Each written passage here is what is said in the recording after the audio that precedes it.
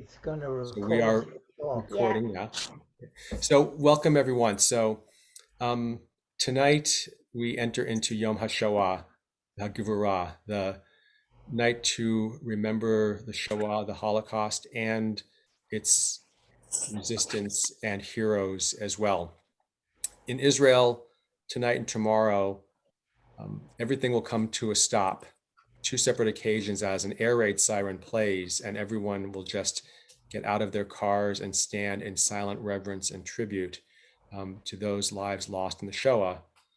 Doing so in Israel, when we see the revival of the Jewish people there, it's quite extraordinary to see that. And anyone who has been in Israel for Yom HaShoah knows how powerful that moment is. For 13 years or so, many Shabbatot a month when she was in town, Marthe and Major Cohn were regulars in our Shabbat services.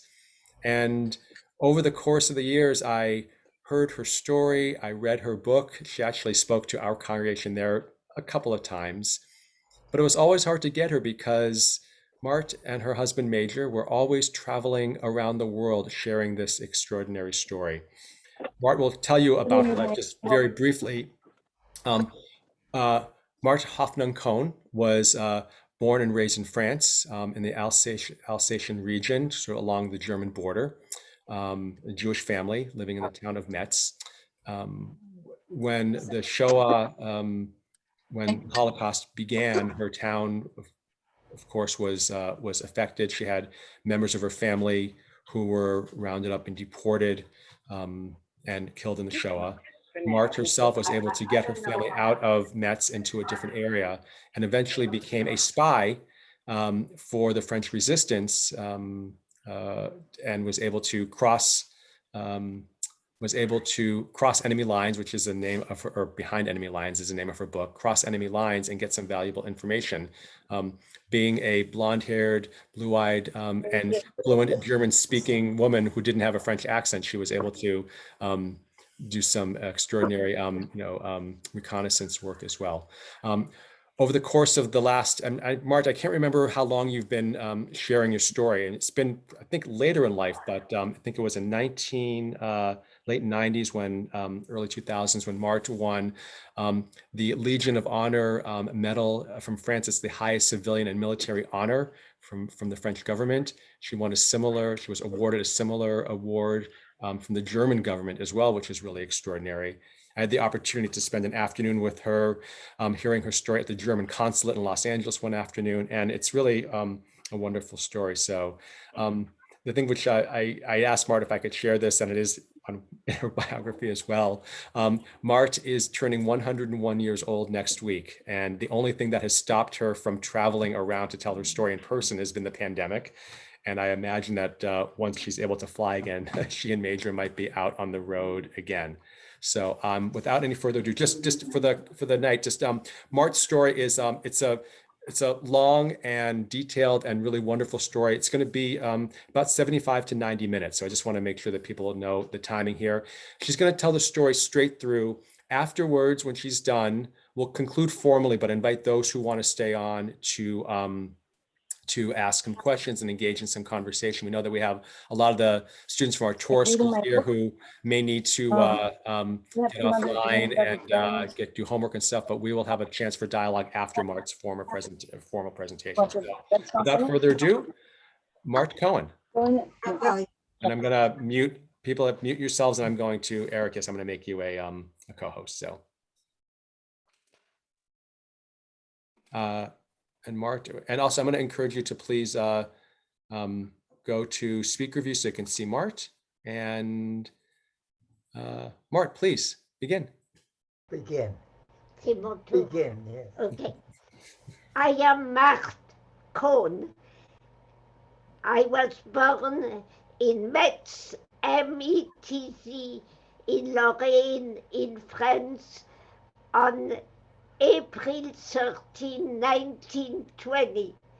That means that next week I will be 101 years old. Thank you. And I was born in a very Orthodox family. My grandfather, the father of my mother, was a rabbi in Metz, and he founded the only Orthodox synagogue in Metz, which is still existing now, but much smaller than it was at that time. And I will go very fast, very briefly through my childhood. I was one of 8. I had 3 brothers. My oldest brother, Fred, who was born in 1911. My brother Eugene, who was born in 1912, and he died in 1916 of a childhood disease during World War I. And my sister Cecile was born in 1915, and my brother Arnold born in 1916. Then I come, I'm number 5. And then my sister Stephanie, born in 1921.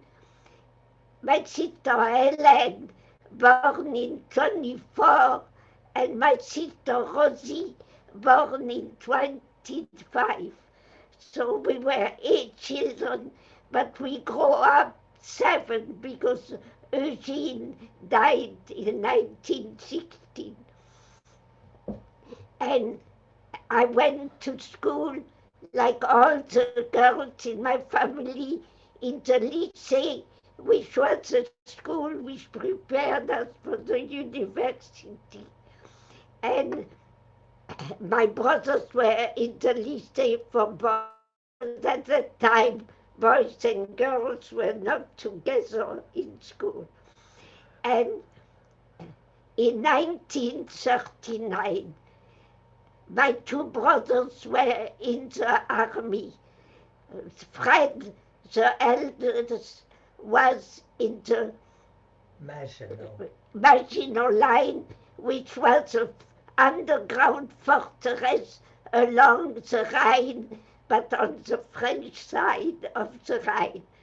And my youngest son, Arnold, was in the French army in Tunisia, where he was doing his military service, and he stayed there until 1940, when all the Jewish boys in the French army were sent home because Maréchal Pétain, the French president at the time, was a collaborator with the German and did not accept that the Jewish boys are in the French army anymore.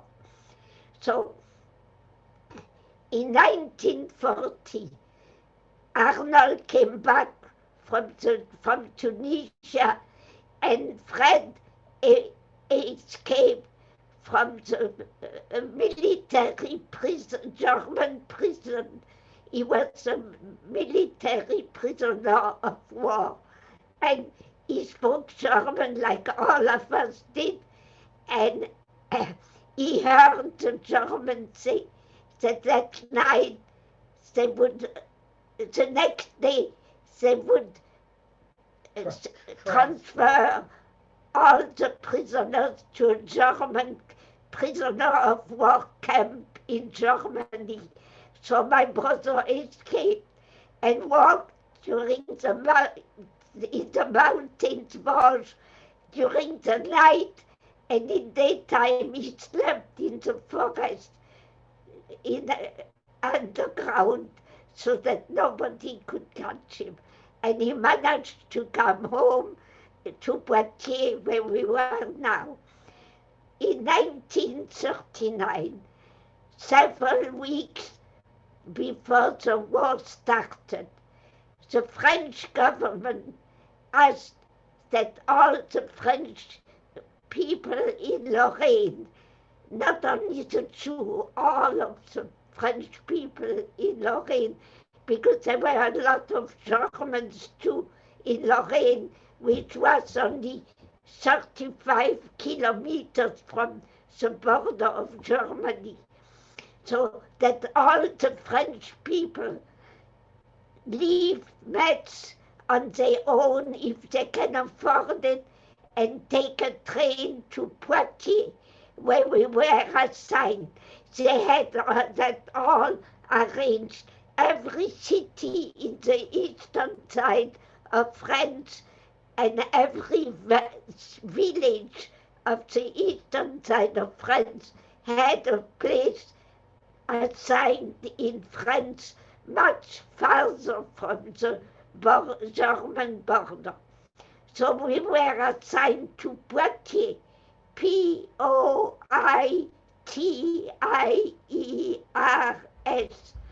and we left my parents, my grandmother, the wife of the rabbi, the mother of my mother, because my grandfather, the rabbi, died in April 1939, several months before the beginning of the war, and we buried him Erev Passover. And that night we had a Seder in his house.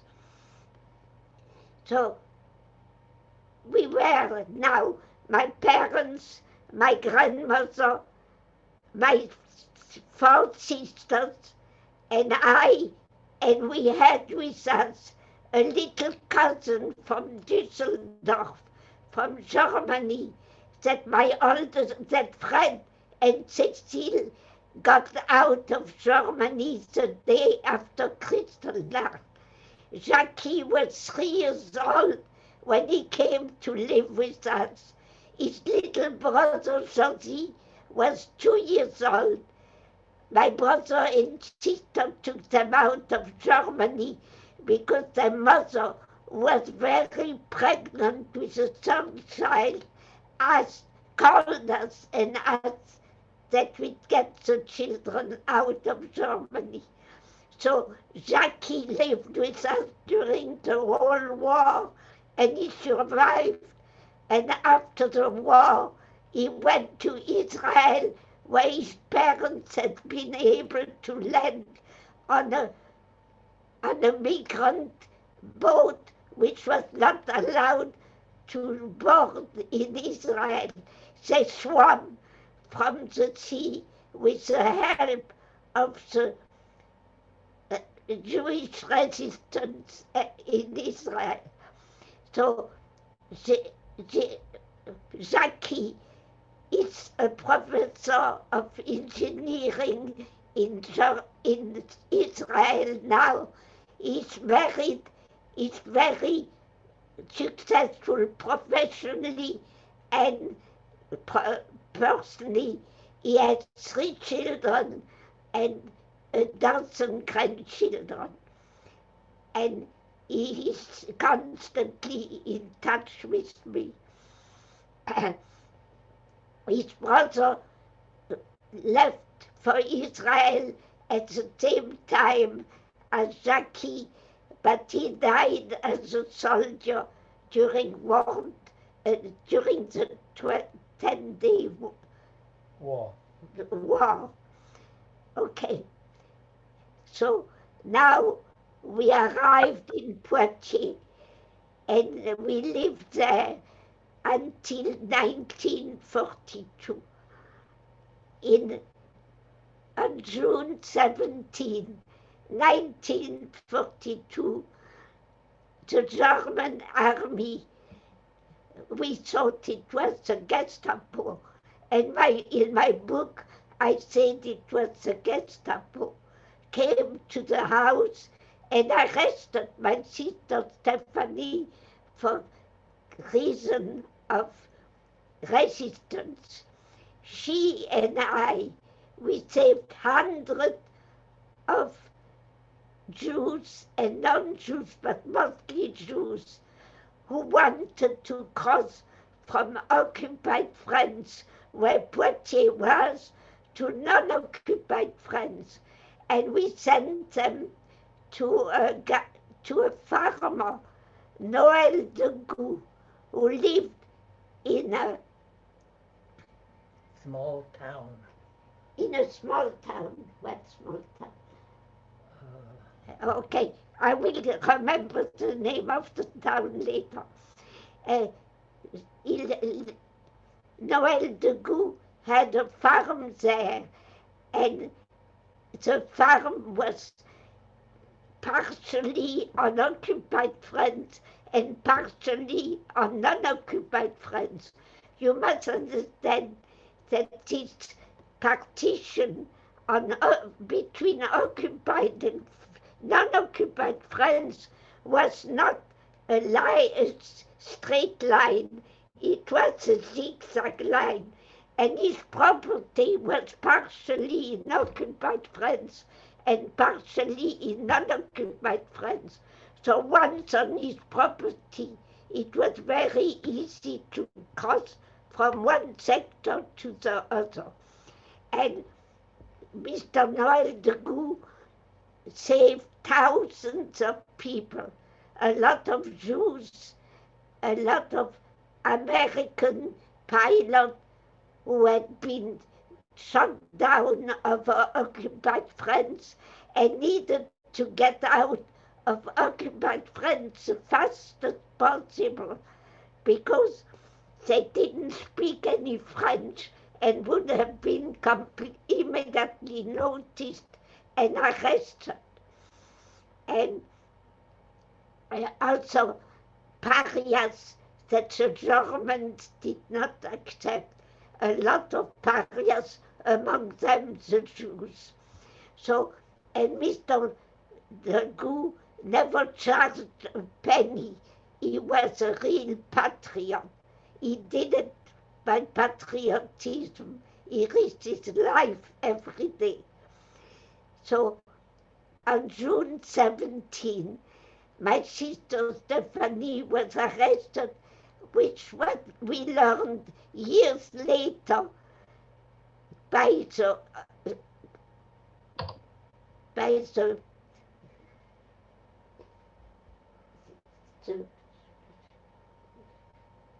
PO. She was arrested by the Zippo. The Zippo. Yeah, she was arrested by the Zippo. I have to tell you, my husband is my prompter, and he reminds me of things when I forget. Okay, so she was arrested by the Zippo and not the Gestapo. The Zippo was created by a decree of Hitler signed in March 1942. My sister was arrested June 17, 1942, to show you how efficacious the German army was. The decree was signed in March 42, and they were already in all countries of Europe occupied by the German army and arresting people. And the Zippo took my sister to their office and questioned her. She refused to give any information because any information she would have given would have been a denunciation of Mr. de Goux. So she refused to talk. 2 hours later, the Zippo came back to the house and arrested my father to put pressure on my sister to give them the information they demanded. And even in the presence of my father, my sister refused to give any information. So she was kept. My father was released because in in May, no, in June 1942, the Germans had not yet arrested any French Jews in Poitiers. You know, at that time, we had no internet and nothing was coordinated. So the Germans received orders and they carried them out when they felt they should do it. But on June 17, 1942, they had not yet arrested any French Jews, so they released my father. But they kept my sister, who was 1 month in prison, and after that she was transferred to a camp on the fringes of the town of Poitiers where we were living. And that camp was called the Camp of the Route of Limoges. Limoges is a city south of Poitiers. So my sister was a medical student and she started to give medical care to all the children in the camp, even newborns who had never received any medical care. She had very poor tools, but it was better than nothing. So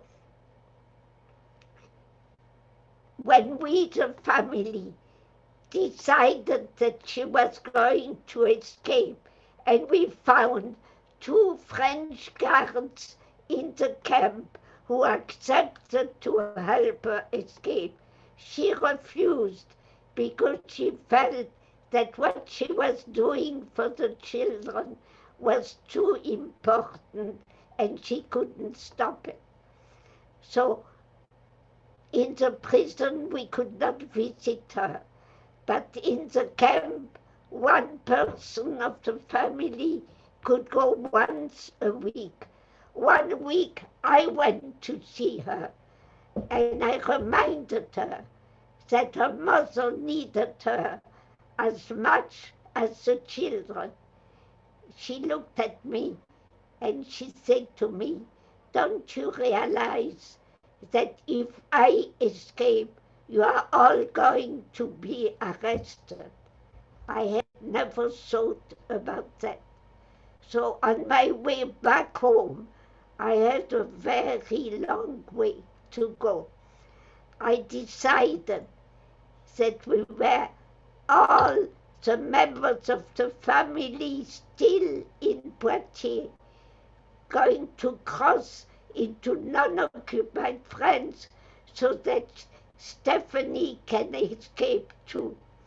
And we managed to do it. But she never did it. She never was able to get to escape, to do something so that she can escape. She couldn't do it. So she was on September 29, 1942, deported from the camp of Pithiviers, which is a town in France.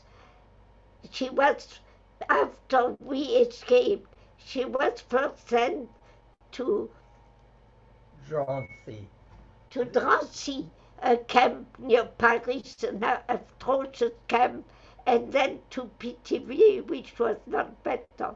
And then on September 29, 1942, the day of Yom Kippur, she was deported to an unknown destination. In her last letter, she couldn't write to us because there was no postal service between occupied and unoccupied France where we were already. So she wrote to a friend in Poitiers, and in the postscriptum she added At the last rumors, we are leaving for Metz to work, so no need to dramatize. And in reality, we learned years later that she was sent to Auschwitz and she never came back. So I like to honor my sister before I tell my own story. But before I go to my own story, I have another subject that I will talk about as briefly as I can, but which is very dear to my heart. 75% of Jews in France survived. In all occupied Europe, only one other country more Jews survived. That was in Denmark. But in Denmark, the Danish fishermen took the Jews at the risk of their life and of every member of the family. They took the Jews by boat to Sweden, which was a neutral country, and where they all survived. So in Denmark, 95% of Jews survived. But it's a big difference between Denmark and France. Denmark was a small country and very flat, and the Danish people could not have hidden the Jews. In France, we had a lot of very high mountains. We had beaches. We had a lot of rural places. And in some rural places, thousands of Jews were hidden by non-Jews at the risk of their life and that of every member of the family. And all the Jews in these rural places survived the war, and thousands of Jewish children survived the war in these rural places. Every family in these rural places had at least one Jewish person, if not more. And the mayors of the cities gave them all forged papers with different names which didn't sound Jewish, and they all survived the war. The Jews in Poitiers were able to get food. Food. Yeah. In Poitiers while you were there. Yeah. Now, I want to show you how much the French people helped us. Several weeks before my sister was deported, I met in the main street of Poitiers Mr. Charpentier, with whom I had worked in the city hall of Poitiers, the French city hall of Poitiers, from which I was thrown out by 3 German military policemen, huge men who looked like football players or rugby players, and they came in with rifles and bayonets and screamed, "Juden raus," that means Jews out. And that's how I lost my job at the French City Hall. So several weeks before Stephanie was arrested, I met Mr. Charpentier, with whom I had worked in the City Hall, and he took me to a quiet place in the street and told me, "I am now in measure to provide you with identity cards for every member of your family who has a stamped Jew on the card. because as soon as the German came in 1940, all the Jewish fathers were called to City Hall and obliged to give the entire list of all their children. And that's how the Germans in France had perfectly, in occupied France, had a perfect list of all the Jews and their children. So,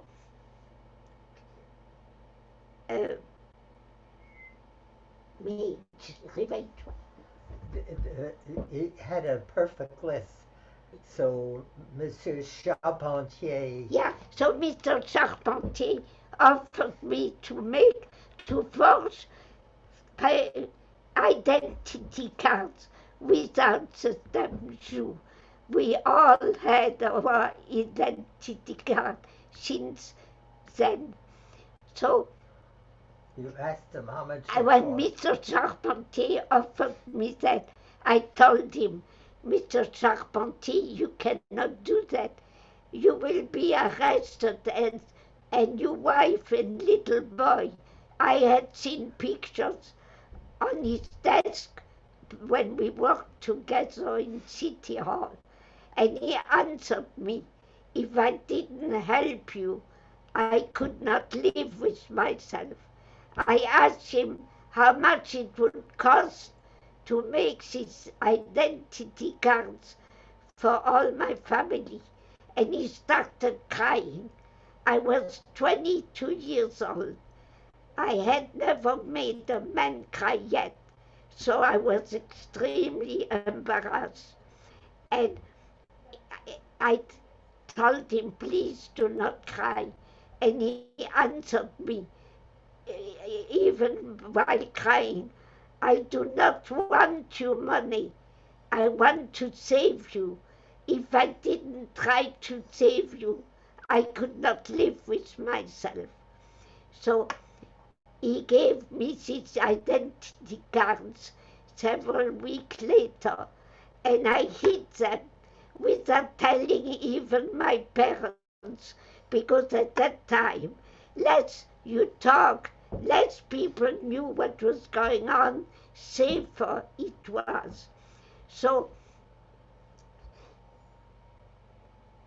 with the identity cards, you were able to. Yeah, and that's why when I left the camp, where sister had told me that we would be all arrested, I decided that we could cross into non-occupied France because we had these cards without the damn Jew. And other things, during the time with the damn Jew, you couldn't go to any public space, no train station, no post office, no store, no parks, no swimming in the river, no nothing, no public space whatsoever, no movie, no restaurant, no hotel, nothing. So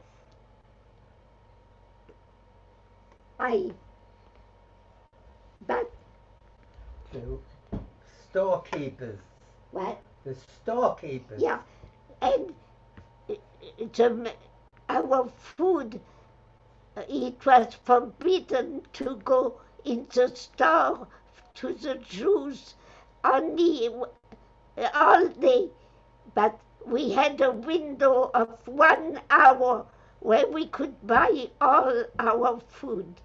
At that time, there were no supermarket. There were only mom and pop shops, and every shop sold 1 to 3 items. So to buy you food for the whole day, you had to go from shop to shop to shop to buy all. And all the shopkeepers, excuse me,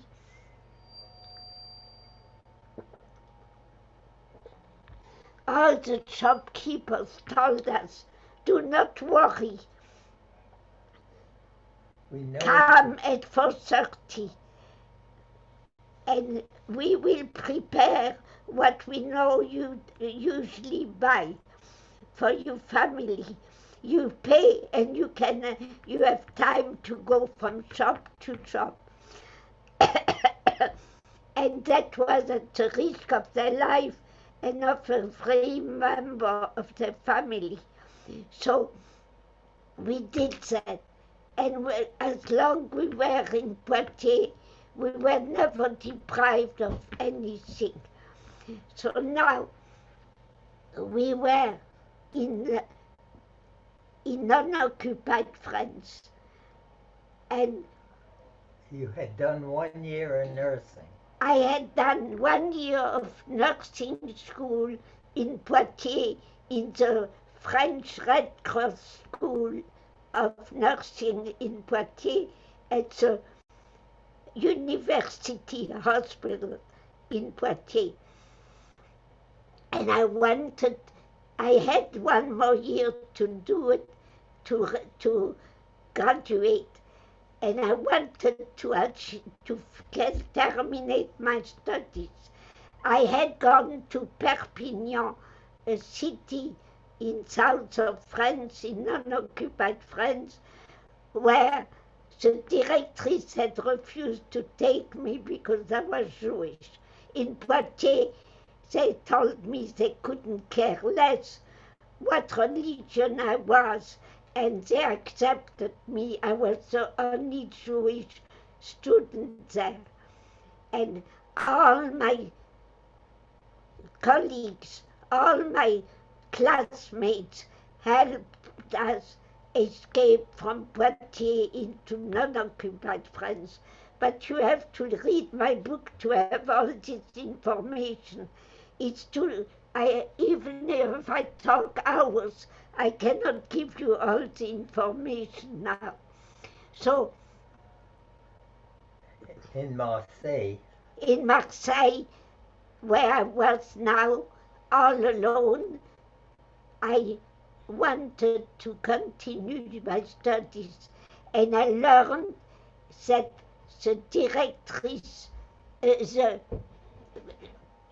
president of the French Red Cross School, Red Cross in the region of Marseille, that she was a very nice person. Her name was Mrs. Keller, and that I could go and talk to her. I made an appointment, and I met her, and I told her I want to finish my studies of nursing that I started in Poitiers.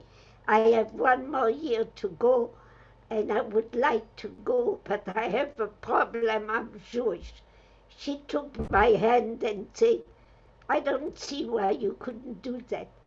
And she called the directrice of the French Red Cross School in Marseille and told her that she sent me and that she wants me to be accepted in the school and that my life is not made miserable.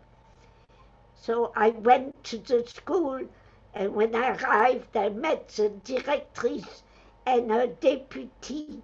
They had very long faces, and they told me right away that they couldn't take me because I was Jewish. And they told me not to go back to Mrs. Keller. So I left without any discussion, and I left and I went back to Mrs. Keller, who was outraged. She took the telephone and told the directrice in front of me again that if they didn't accept me, that she's going to send me back. And if they are not going to accept me and not make my life miserable during the time I'm there, she will fire them immediately. So when I went back, they accepted me, but they made my life very miserable. for several months, and with time it's difficult to keep up the hatred and anti-Semitism, and slowly my life became more tolerable there. And I graduated in 1943, in August 1943, and I decided to go back to Paris because I had the identity card made by Mr. Charpentier without the dame jour, which permitted me to travel from Marseille to Paris. I took the train and went to Paris to live with my older sister, because in Marseille I was all alone. My family had moved from Arles, another city not far from Marseille. They had moved into the mountain region of the Cantal in the center of France.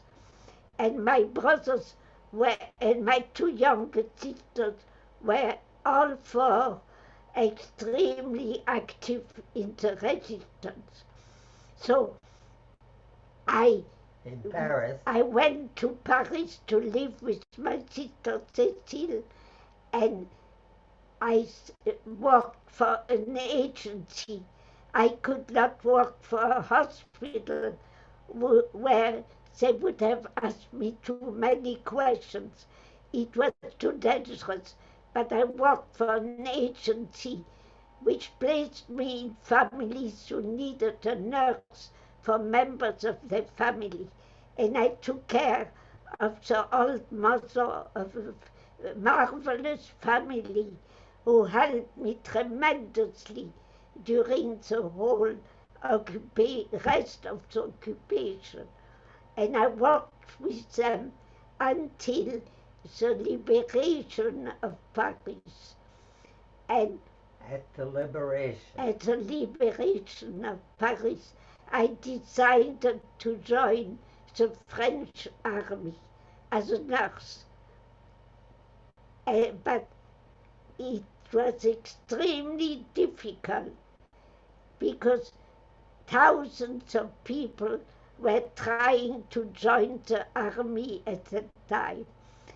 And when I finally met somebody, it was a woman.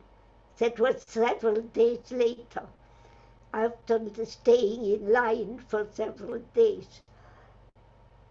When I met her, she asked to see my identity card. I showed her that forged by Mr. Charpentier. She looked at it and she told me right away, "You cannot join the army with that card. It's a forged card. The army cannot accept it." She must have worked in the underground resistance into forged papers, because nobody else who had looked at my card, many people during the years since 42 had looked at my card and had never had any doubt about its validity. So she asked me to provide her with my birth certificate. Paris was liberated in August 1944, but Metz was only liberated in November 1944. So I could not provide my birth certificate. And third point, like everybody who wanted to join the French army at that time, she asked me to prove that I had not collaborated with the German army. How do you prove something you haven't done? Remember, how do you prove that? You cannot. So I was not able to join the army right away. But several months later, when Poitiers was finally liberated, much later than Paris too, I took the first train functioning between Paris and Poitiers, and I went to see the mother of my fiancé. When I arrived at her house, she was all alone. She was very ill. Her two sons, Jacques, my fiancé, who was a medical student, a classmate of my sister Stephanie, and Marc, her younger son, who was a law student, had both been executed by the German on October 6, 1943, for resistance acts.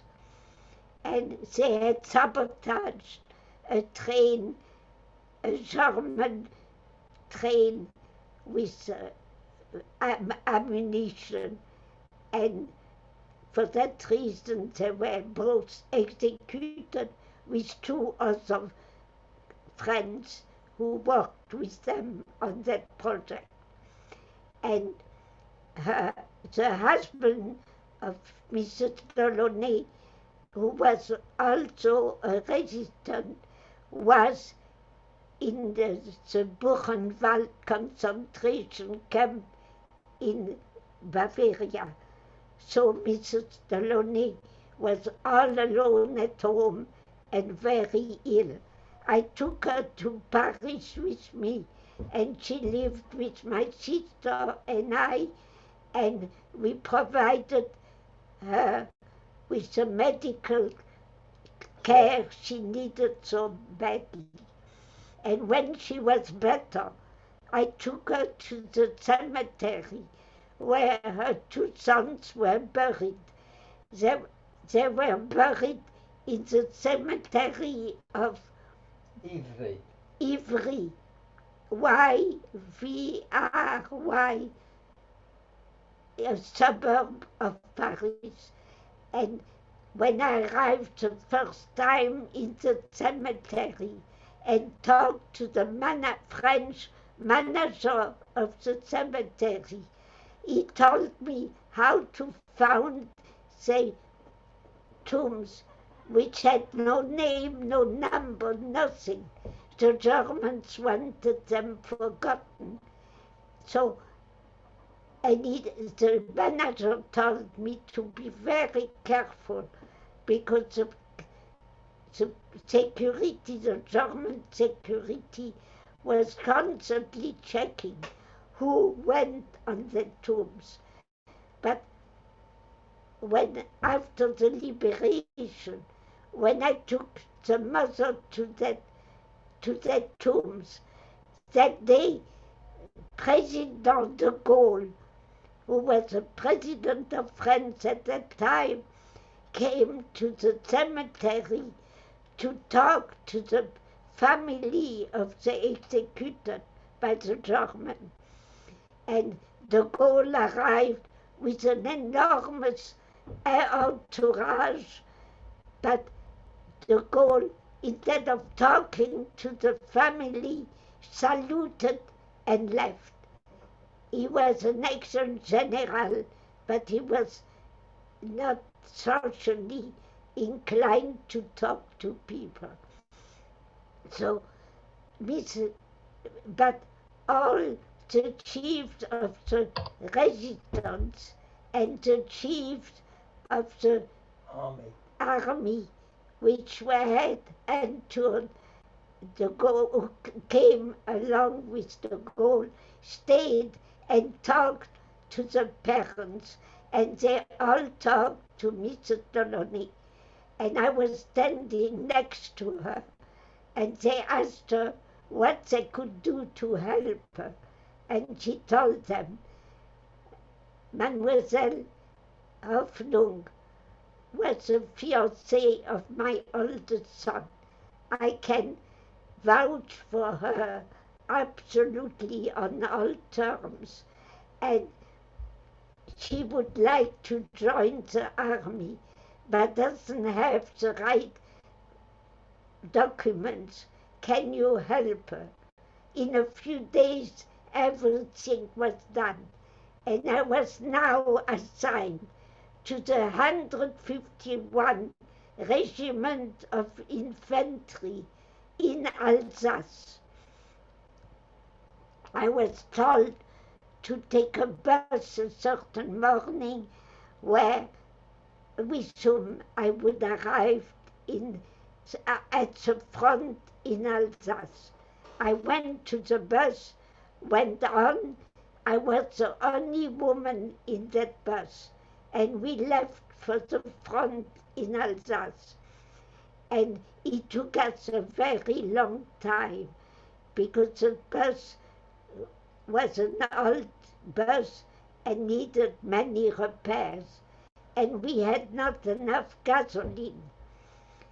Before the war, France was a very rich country, but during the occupation, the Germans had stolen everything we had, and our government now was bankrupt. We had nothing.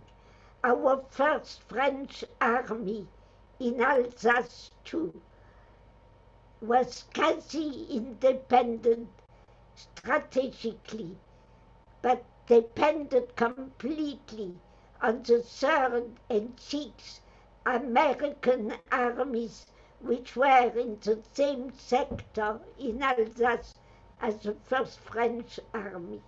I learned all that when I arrived at the front. And some of it in the bus going there. So we had no gasoline. Only the Americans had gasoline. But the American army between Paris and Alsace had no knowledge of that agreement with the Third and Sixth American Army. So when two officers who always took me along because they thought it would help, it didn't help at all, they requested gasoline, and they always told the French army, no way. So we had only one option. We stole the gasoline from the unattended jeeps along the road, and that's how we managed to arrive at the front. And once we arrived in Alsace, it was very, very late at night.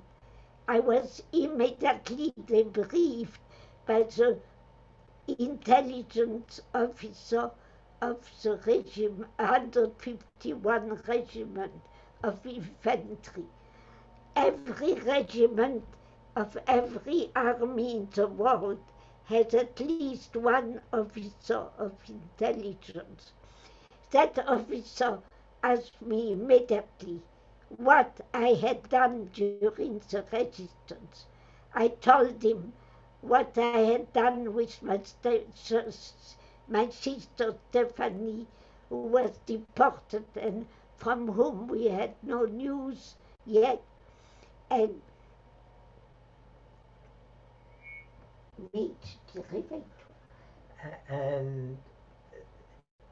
you had helped many people, yeah, but on your own. I told them what I had done with Stephanie to save so many people, and later I did other things on my own, but I was never able to join a resistance group.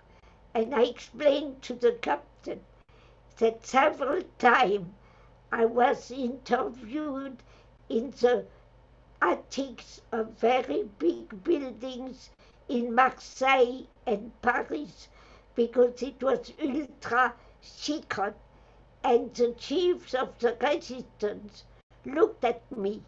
I was 4'11", not even 5 feet tall. 4'11". 4'11". I was very thin, very blonde, with blue eyes and a very light skin. And they did not take me seriously. They felt that I had no substance. They never even discussed things with me. Just looking at me, they felt that I had absolutely no substance and never accepted me. And when I told that to captain, he said to me, "That's a lot of baloney. You should have gone in the street and kill Germans." And I told him, "I am a nurse. I take care of people. I don't kill anybody, not even Germans I hate." And he said to me, "Do you see, you are not fit to be in the army." And he too wanted to send me back to my mother. And I told him, "I know. I had enough trouble coming. But the headquarters sent me, and I'm going to stay." So furious by my attitude, the captain said to me, as a registered nurse, "You should be an officer, but because you were such a coward during the resistance, I make you sergeant." And I just shrugged my shoulders, because I couldn't care less what title he would give me. So even more furious by my attitude, he told me, "I have enough nurses. I do not need nurses. You are going to be a social worker." All my training had been in nursing. I had not the slightest conception of what social work entailed. But in the army, and that counts for all the armies in the world, if they tell you you are a social worker, that's what you are. So I left the office of that terrible guy, and like all those who were not on the front, I had a room in the village, in the small city. It was a small city in Alsace. And I slept all night. The next morning I got up and put on the American uniform I had been given. I told you before that the first French army received all its resources from the 3rd and 6th American Army. So that uniform was much too big for me, but it was warm, and that was very important, because the winter of 1944-1945 was unusually cold, and we were near the Vosges mountain, where it was even colder. So once in uniform, I wondered what I was going to do. Nobody gave me any directive of what they expected from me as a social worker. So I decided that I would visit our troop at the front. I inquired, and I left the small city in a certain direction, crossed a small forest, and on the other side of the forest was a canal. There are lots of canals, man-made canals in Alsace. And our troops were on the western edge of the canal. The Germans had transferred from the eastern side of the canal from the western side of the canal to the eastern side of the canal on the German side. and I entered the foxholes of our troops. They were very surprised because they had never seen a social worker in the foxholes. And I asked them what they needed, and they requested mainly underwear, socks, hats, scarves, blankets, Reading and writing. eating and writing and food. And I went back to the city, to the small city, and the Alsatians were extremely generous and gave me a lot of things for our troop. And I did that for 3 weeks. And one day, crossing the square of the small town where we headquartered, I met the colonel of the regiment in 1943. We all heard in France that the resistance had killed the first German in France at the metro station Barbès-Rochechouart in Paris, and that he had escaped. But we didn't know his name, we didn't know anything else. Everything was highly secret. So, but when I joined that regiment, I immediately learned that the colonel of the regiment was the resistant who had killed the first German at the metro station Barbès-Rochechouart in Paris. And when I met the colonel, Pierre Fabien, he stopped me and asked me to answer his phone in his office. I went with him, he showed me around and leaving. He was very good looking, which doesn't hurt anything, and he was very courteous. And he told me, I am sorry, I have nothing to read for you. There are only German books here. And I answered him, that's quite all right. I read German fluently.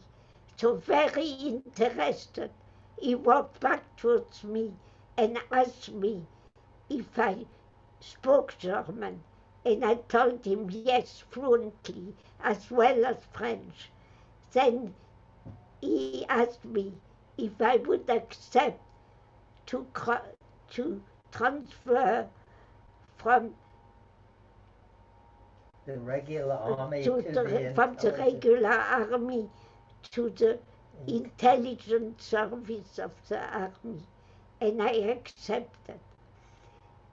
And 2-3 days later, 2 officers came, picked me up, and took me to Mulhouse, a city in Alsace. And later we were in Colmar, another city in Alsace, where I underwent an extremely intensive training for what I was going to do during the war. And when my training was finished, I was asked to create my own alibi, because that would stick much better than an alibi given to me. So I created my alibi. I presented it, and well, once it was accepted immediately, and after that I was transferred to the Commando of Africa. Now I was part of the Commandos of Africa, commanded by Colonel Georges Bouvet. And Colonel Bouvet asked me immediately to interrogate German prisoners of war to find out the plan of retreat of the Germans from Alsace to Germany. In the winter of 1944, the Germans had counterattacked in Belgium, and the counterattack was so powerful that they almost won the war at that time. But luckily, the Allied armies were able to overcome that Attack. to overcome it, and now in January 1945 the Germans were again counterattacking, but this time they came through Strasbourg because they wanted to take back the city of Strasbourg. And all the Allied armies, and I was part of it, we all had to retreat quite a bit west for several weeks until that counterattack was stopped.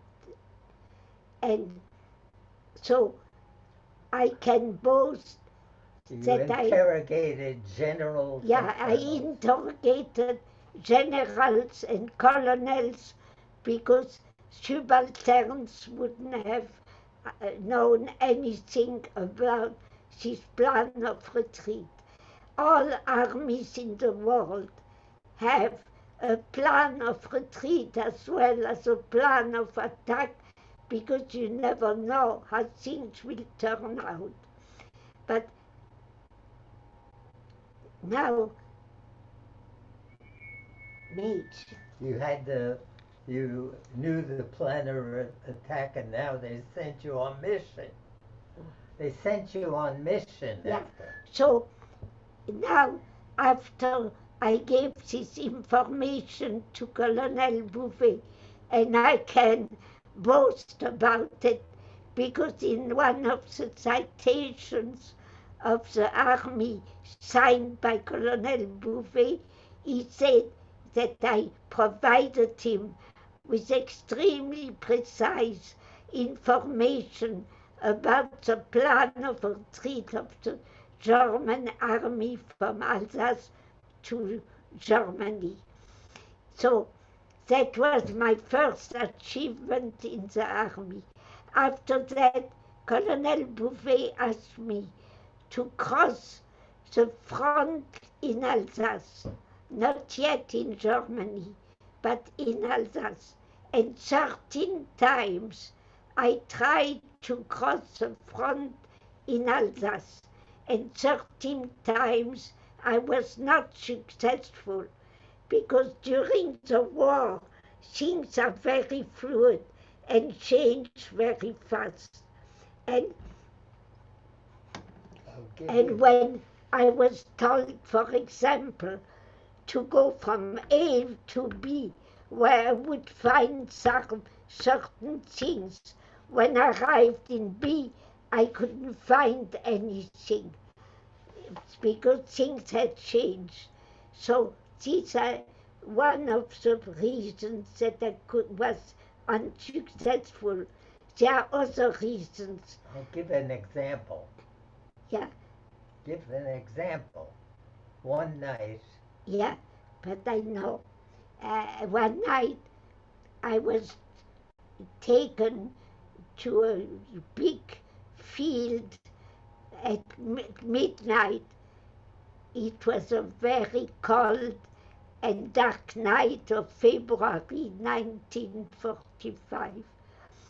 And the officer who took me there told me that I had to cross the field covered with snow, go northwest towards a small city where a group of German soldiers were going to be transferred, still in Alsace, but not yet into Germany.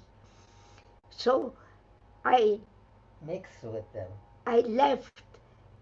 I had a small suitcase in which I had my clothes, a change of clothes. I took off all the labels so nobody could tell they came from France. And I had no compass, I had no map, I had no arm, I had nothing in writing. Everything I needed to know was in my memory. So I didn't even have a flashlight or a compass. I didn't have a compass, I had nothing. So I left. It was extremely dark and cold, and I walked on the field covered with snow, going in the direction I was supposed to go, I hoped, because I had no compass. So I had to just think how to go there. And suddenly I heard a huge crack, and I felt myself completely submerged in ice-cold water of a canal. The military guide who explained to me how to proceed on that field had forgotten to tell me that there was a canal in the field. So here I popped up, completely submerged in the ice-cold water of the canal from head to toe. And I tried to grasp the edge of the canal, but everything was so frozen, and I was now much heavier because I had all that water from head to toe. So I couldn't, it took me a very, very long time to find a place where I was able to grasp sufficiently, because everything was so frozen, I couldn't grasp sufficiently. But finally, I managed to get out of the canal. You have to understand that I had no choice. I could not call for help. I had to do it on my own. So I managed to get out of the canal. And all night I kept walking in the direction I thought was northwest. But at daybreak, I noticed that my footsteps showed that I had walked on circle all night. So years later, I read in a magazine that if you have no compass and you walk all night, you will walk in circle. By a dark night, you will walk in circle. And that explained why I had done that strange things that I had never understood. But in daytime, I finally, after that, the captain of our antenna, which was the name of our small groups of intelligence, which means communication. The captain of our antenna decided that I would go into Switzerland, into Germany, through Switzerland. Switzerland was neutral, but the Swiss had helped the Germans as long as the Germans were successful. Now that we were successful, the Swiss were helping us. That's neutrality. So I was taken by one of our officers, Lieutenant Talichet, to Basel, where I met again.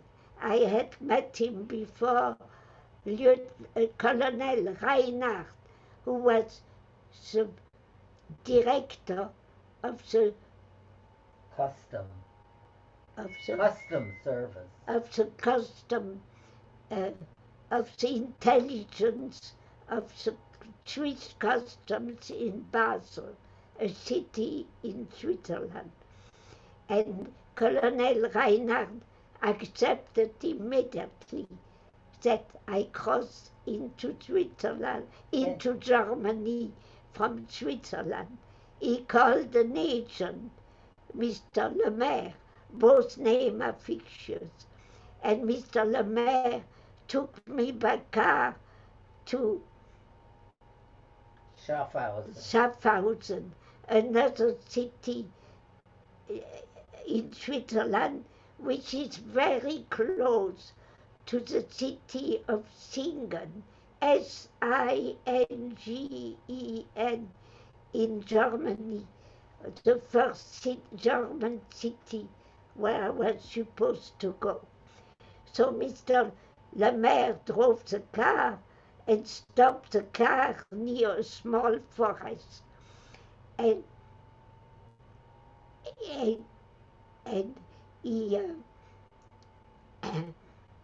excuse me.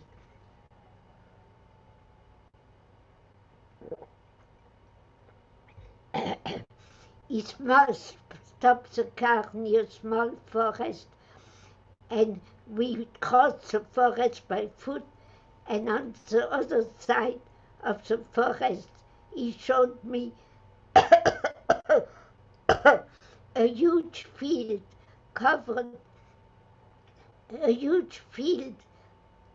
and on the northern edge, bordered on the northern edge by a small country road.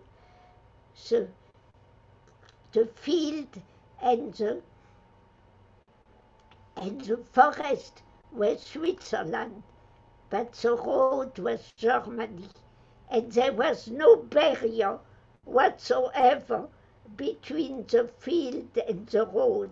You could just walk from the field onto the road, but the road was under the surveillance of two German military sentinels, heavily armed, who managed the road. One came from the eastern edge of the width of the field, walked until about the center of the width of the field. The other sentinel came from the west, met him, they talked 2-3 seconds, turned their back and returned to the edge of the field. And they were doing that constantly, 24 hours a day, night and day.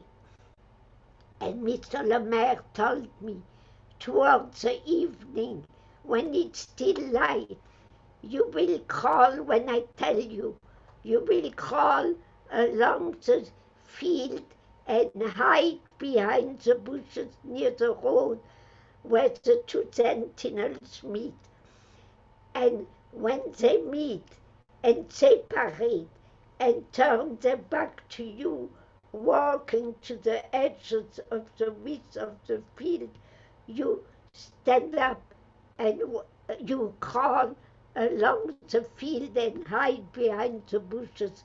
And when they come back and they separate again, walking towards the edges of the field, you walk on the road, you walk towards the east, towards Singen in Germany, and you will meet the sentinel who will come back from the eastern edge of the field. So very well. We spent all afternoon in the camp, in the forest, Mr. Lemaire and I. He was a middle-aged man. I was 24 years old.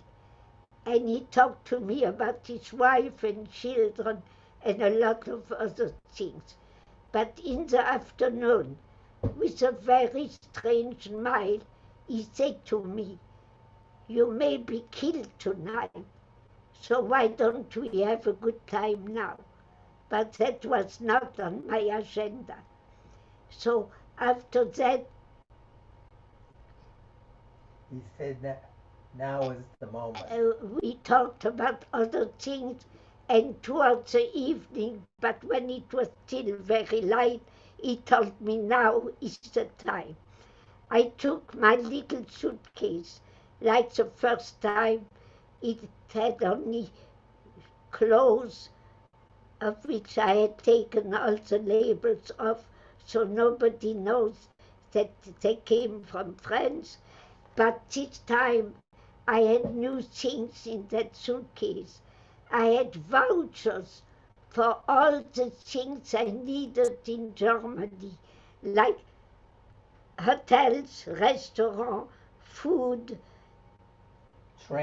Trains, buses, whatever I needed to buy. And I had a lot of German money in my suitcase too. But the vouchers were a big problem. They were given to me the day before I left France. That means the day before. And nobody could explain to me how to proceed with the vouchers, because we didn't know what was going on much in Germany at that time. That's why I was sent to Germany for two purposes: for military information, but also for information how the civilians were behaving and reacting to the war, which was very important for the Allied armies which were going to occupy Germany. So I took my little suitcase.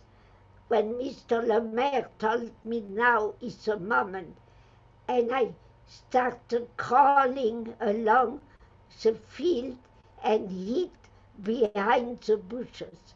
Until then everything was perfect. But once behind the bushes, I suddenly realized the immensity of what I was going to undertake, and that I didn't know how to use the vouchers, which was a life and death sentence if I was caught not understanding how to use them.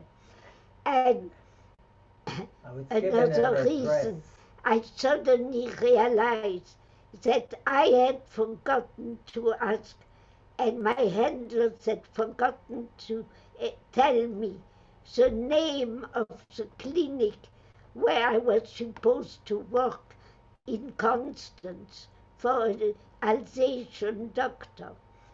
So suddenly, lying there behind the bushes, seeing the German soldiers come and go, I realized the holes in my alibi, and I became so terrified that I was completely paralyzed by fear.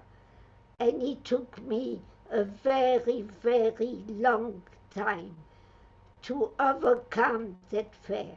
But suddenly something clicked in my brain, and I remembered something which made me get up, take my little suitcase, and walk on the road and meet the German soldier who came back from the eastern edge of the width of the field. I lifted my right arm high little, and he asked me where I was going. And I told him I was going to Zingen. And he asked me from where I was coming, and I told him the name of the village from where I was supposed to come.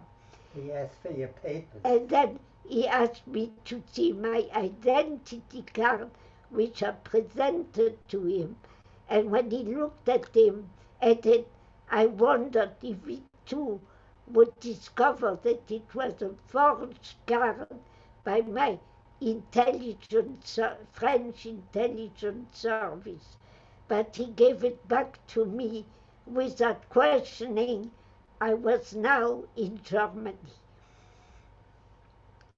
So I left and I walked to Zingen.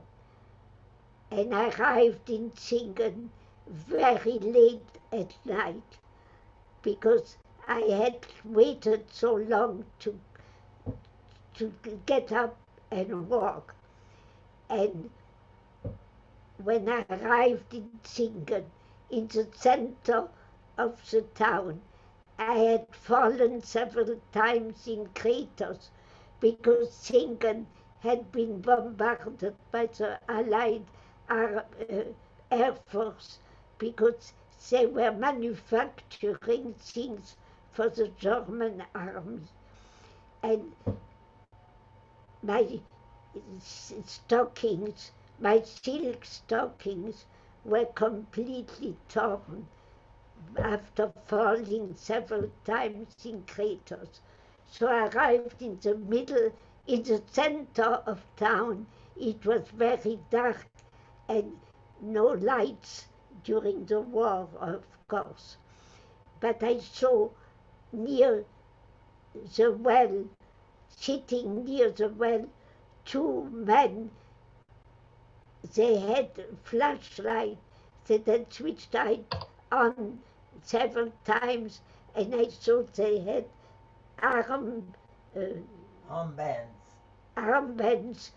that they were part of the security of the plane to warn the city if American or English planes were close by to bombard. So I walked towards them, but I coughed to make sure that they are not surprised by my appearance and shoot me, which happens very often. So they were very nice and helpful, and they told me where I could find the house I was looking for, which was very close by. I walked there, I walked up 2 flights, and I rang a bell. It was about 10 o'clock at night, and a young woman in a robe and nightgown opened the door and asked me what I wanted. I told her who sent me, and she was very hospitable. Immediately, she made me come in and gave me something to eat, and then a room, and I slept all night. And the next morning I got up, got dressed, and went into the kitchen where she was already cooking. And I saw immediately that she was in a very bad mood. And she looked at me and told me, I was standing in front of her, I could not sleep all night. I noticed last night that your stockings were completely torn, and we are constantly warned that we are so close to the German border. To the Swiss border. To the Swiss border. I'm sorry. To the Swiss border. And that so many call in from Switzerland to spy on us. Then she looked me straight in the eyes and she asked me, Fräulein, which means young lady, are you a spy? and I looked at her and started laughing. I bent over a little bit, stretched out my arms like that, and said, "Do I look like a spy?" And she started laughing too, and we became the best friends, and she helped me tremendously. So she had a little boy, and her husband was in the, on the eastern Front. on the eastern front, where he had disappeared. She had no news for quite a while, and she was extremely nice with me, and she took me even to the train the next night when I left for Freiburg and by train. And she, when we arrived at the station, I took out a voucher, and she took it from my hand without asking me or saying anything, and I didn't ask her, of course, to help me. And she filled out the voucher for me, and that's how I learned how to do it. So she saved my life without knowing it. And I left for Freiburg, where I stayed quite a few days, and where I obtained very important information. But in Freiburg I was watching, because I didn't know what was going on, so I was watching to see what the Germans were doing. And I noticed that in daytime no transportation was functioning, no train, no buses, nothing, no military cars. They were all functioning at night because of the bombardments of the Allied air forces. And the Germans, when they wanted to go somewhere, they went walking, but they always walked in groups. So I joined a group which was going in my direction, and I was walking next to a non-commissioned officer who just came back from the Eastern Front, where he had been wounded. He was just discharged from the hospital, and he was now assigned to the Siegfried Line, of which an entrance was on our way. And so as we walked, and it happened that I walked next to that commission, to the SS, he told us that he smelled the Jew a mile away, but that morning his smelling was pretty bad. So as we walked, he told us all the atrocities that the SS and also people in the German army had committed on the Eastern Front. They had committed atrocities in France and on the Western Front, but nothing compared to what was going on the Eastern Front. And the Germans around him provoked him to give them more information.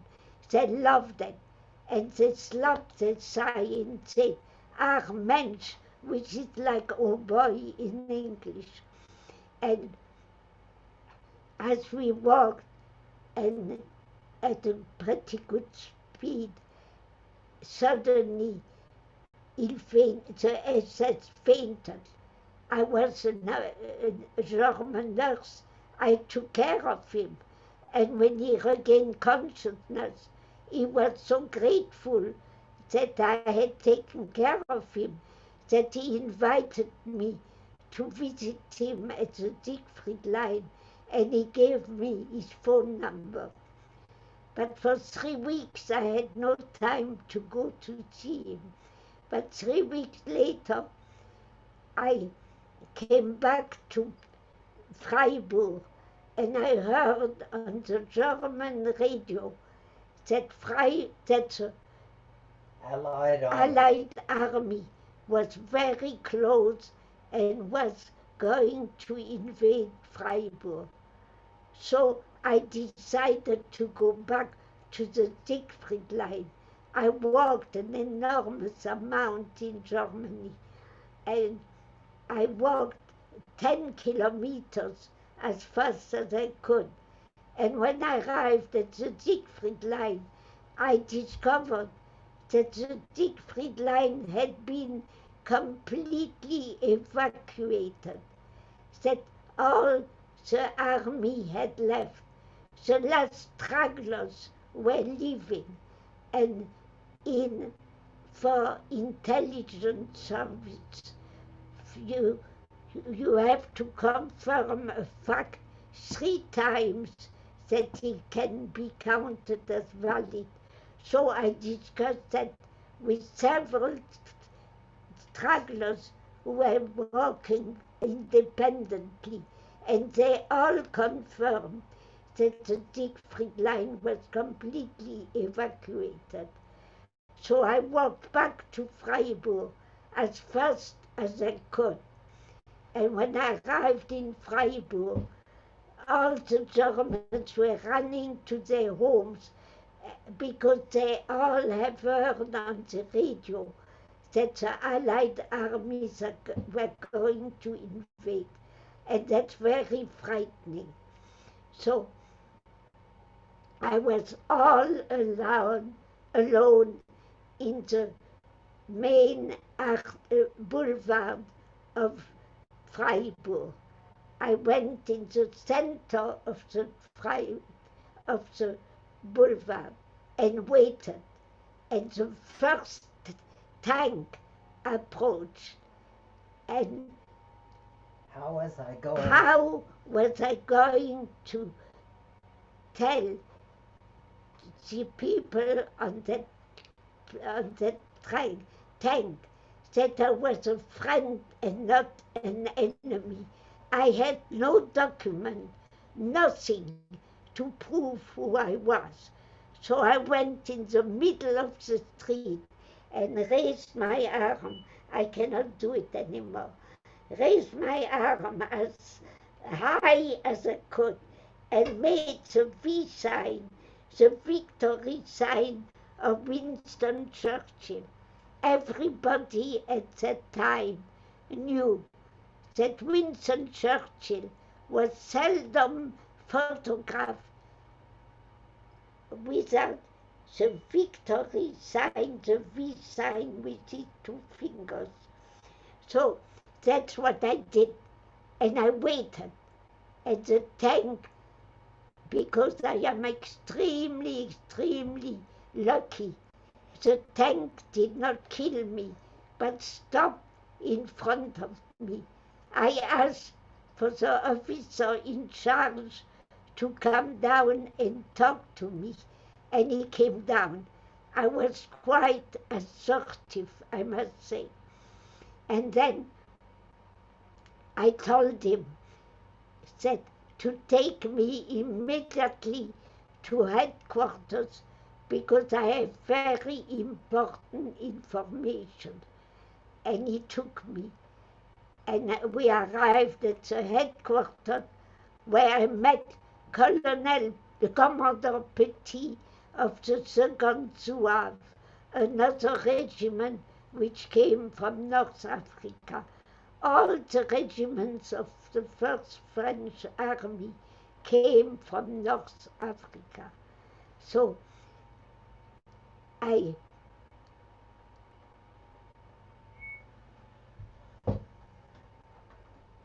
You were taken by tank? Yeah, so Commander Petit did not believe what I told him about the Siegfried Line. He told me it may be a trap. So I took a pen and a piece of paper on his desk and wrote a phone number because we had the same technology As the American as the Army. American Army. We could call every service on the field. So he called my service, which was very happy to hear that I was still alive. Remember, I had no radio, so I could not correspond with them very often. And, and they reassured him that he could trust me, and Commander Petit then sent a patrol to the Siegfried line, which came back several hours later saying that's true. The Siegfried line is completely evacuated. So I was a very important VIP that night at the French headquarters of the French army in Freiburg. And the next morning at breakfast, I had dinner with them. Commander Petit gave me a room, and the next morning at breakfast, he asked me if I wanted to go back to my unit. Intelligence service. I told him no, my mission terminates the day of the armistice. I have this morning to cross into non-occupied Germany in the south. I have to cross there to get all the information I can. And I asked him for a huge, huge service. I asked Commander Petit for a bicycle because I was tired of walking. He gave me a bicycle, and riding down from a huge summit, because there are very high mountains in the south of Germany, I saw stopped along the road a group of German military ambulances. The colonel physician, I recognized his uniform immediately, and all his entourage was standing by. And I wanted to know, when you are in intelligence, you see something unusual, you want to inquire what's going on. So I started talking to them, and the colonel told me that that night they would drive into Switzerland, which was very close by, and from there into Germany, into Austria, to to become prisoners of war. And he asked me from where I was coming, and I told him that I had escaped from Freiburg the same morning, crossed the front south of Freiburg, and now was going to France near the Swiss border in Germany. And I told them that I had escaped Freiburg because I was terrified by the French army, which had Moroccan, Algerian, Tunisian, and black soldiers, which was the truth. Our army had this type of soldiers, but we had still a lot of colonies in North and Africa at that time. So if you remember how racist the Germans were, you can understand that in their eyes I was now a model of a German patriot, and I was complaining too that our German army was not defending us anymore as much as they should. And And that colonel, after a while, said to me, "Don't be so terrified. The war is not ended." And he told me exactly where the remnant of the German army was hidden Ambush. in ambush in the Black Forest, waiting for the Allied armies. And that information I had to get to my service as fast as I could. And the only way I could do it, I remember that Colonel Reinhardt in had told me in Basel that if I had some problems to go into Switzerland, find a Swiss custom men who are very reliable and they are everywhere, and ask him for help. But to tell him that I was a Swiss agent, not a French one. And that's what I did. I went into Switzerland by going under the barbed wire, and I had some misadventures there, but you have to read my book to know it. And then I found the Swiss custom man and gave him my letter that he sent to Colonel Reinhardt. And I learned later that Colonel Reinhardt had received it the same morning, so it was very far from where I had met that custom man in Switzerland. And after reading my message, which was not coded, I did not take the time to code it. That would have taken too long. I wrote it in French. So after reading my message, Colonel Reinhardt gave it to my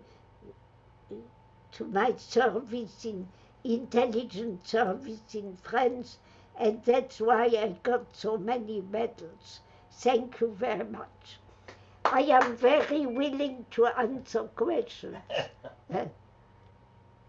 So Marthe, thank you. I hope you slept well during my talk.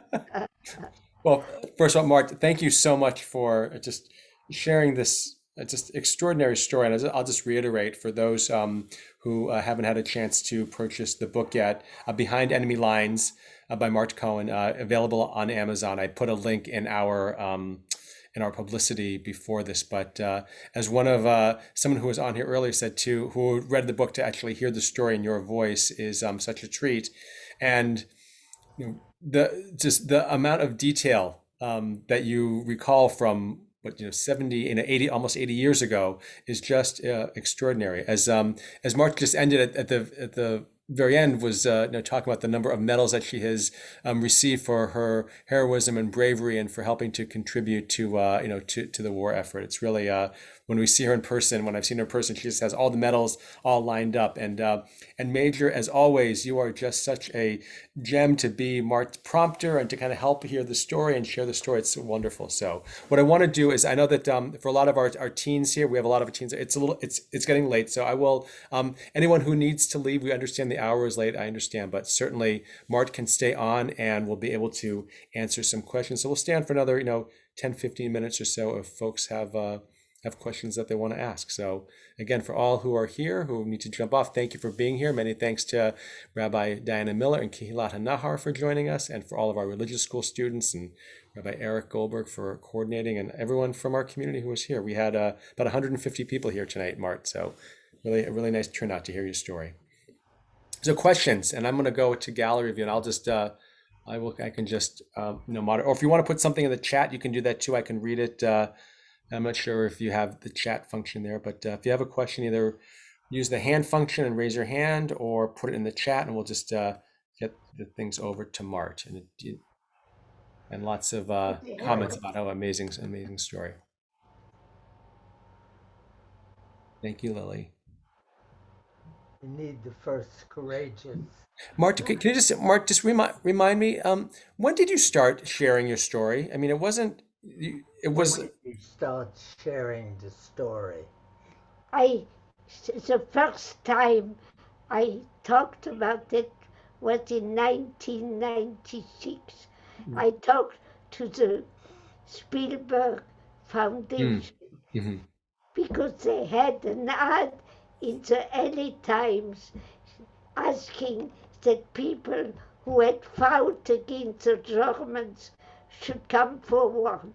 And I felt that was the right venue because after the war, nobody was interested to know what was going on during the war. People talked about the future, not the past. It took until the 1990s for people to become again interested in World War II. Mhm. Absolutely. So I think So I it's, never talked about it. Never. which is amazing, and just again to carry all that detail for all those years. So folks are asking, when did you come to the United States? How many languages do you speak? We know at least English, French, and German. Are there others? And when did you come to the United States? I came in 1956. That means I'm a very long time in the United States. But I didn't speak English at all when I arrived. And 1 week later, I worked in a hospital in New Jersey as a nurse without speaking English. Mhm. That was another adventure.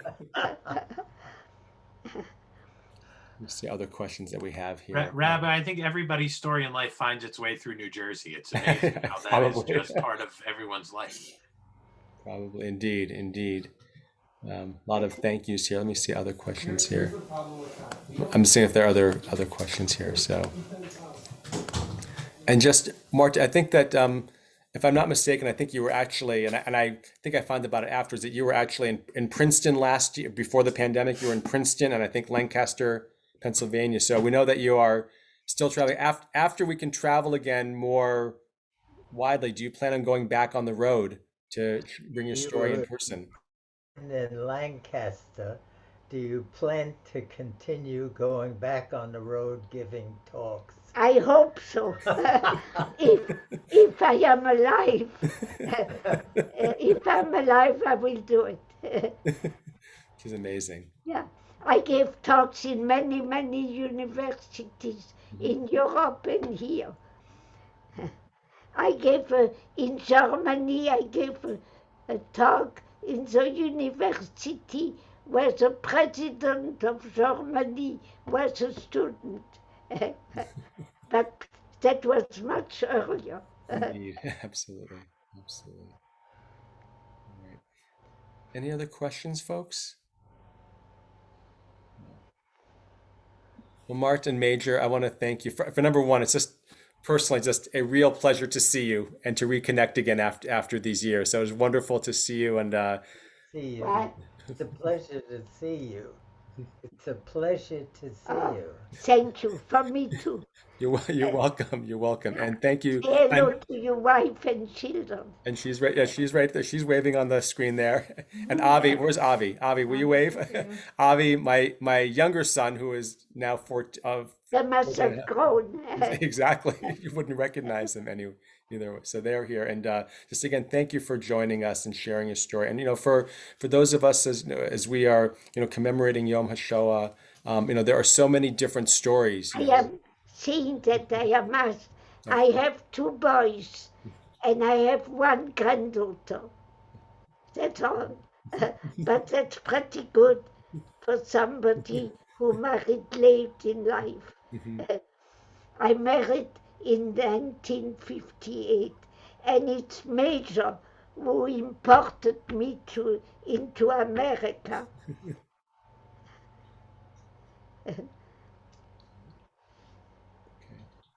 Thank you so much. I'm sorry for interrupting. That was so beautiful, No, Marthe. absolutely. I really, really appreciate your time and your husband. Can I just ask one question before Please, you leave yeah. us and Rabbi signs off. What is the most important message you want our children, school-aged Hebrew school children, to take away from? I don't give any message to adults, but I give to children. Mhm. And I tell them, let me remember. Never accept. Well, Never accept. yeah, never accept any order that your conscience wouldn't agree with. Hmm. That's one of them. And the other, engage. Be Do engaged. things. One person can change things. Absolutely. Be Absolutely. engaged. Engage. Be Thank you engaged. so much. Thank you. These are the two messages I give to kids. Wonderful. Do any of our religious school students who are still here have any questions that you want to ask? As your parents are poking you. I was Shy. wondering, Oh, well, yeah, we have one more. Yeah, go ahead, Brandy. how did you find the confidence to do all that? How did you make up your mind? How did How did you find the confidence to do all that, to do what you did, Marthe, and to? how did you find the confidence to do what you did? I don't know. That, you know, once they offered me the job, I felt I had to do it the best I could. And once I was in Germany, understanding the dangers, I felt I had to find the most important information I could. And I had no idea I would. But it just happened. I was very lucky because it just happened that I got the good information at the right time.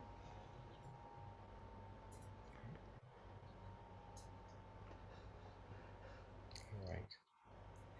Well, Marthe and Major, thank you again for joining us tonight. Very much appreciated. Thank you for honoring us with your presence and sharing your story. Again, the book is called Behind Enemy Lines. Just a very engaging read and goes into even more detail than we shared tonight. And as we continue to observe Yom HaShoah and remember the victims of the Shoah, we also remember the bravery of those like Marthe who resisted and who fought for our people, who fought for her country, for France, and who made important contributions during that time. So thank you so much, everyone.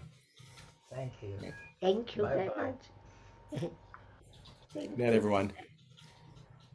To believe. Yeah. Thank you and happy birthday in advance, Marthe. Thank you. Thank you so much. This is wonderful. Thank you very much. You're a remarkable woman. You. Thank you. Thank you. Thank Bye. you. Thank Thank you. you so much. Bye. Thank Happy you. birthday. Bye. Happy birthday. Thank you. Happy birthday. You were a very good audience. This is a great audience, Marthe. Happy birthday.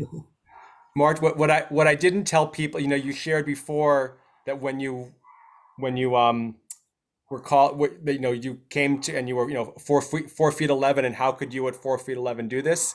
Wasn't going to tell people that you're not quite at 4 foot 11 anymore. You should, when you see Marthe in person, it's amazing to think that this person did what she did. So May I ask a question? How did Marthe and Major meet? how did you meet, Major? How did we meet?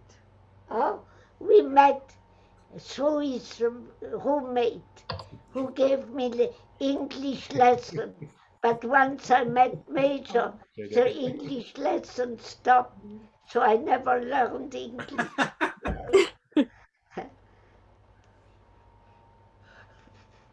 But once in the hospital, I learned English real fast. I had no choice. And where do you live now? And 6 months after arriving, I went back to school in St. Louis, in Washington, U, to become a nurse anesthetist, and I made it, though I spoke very little English still. Thank you. Thank you. you. All right, folks, I think we're going to sign off now, and everyone have a good rest of the night. Marthe and Major, great seeing you. Sign Say off. hello to Okay. our friends Bye. in Palos Verdes. So we'll see you soon. Bye. Bye-bye. Thank you. Bye-bye.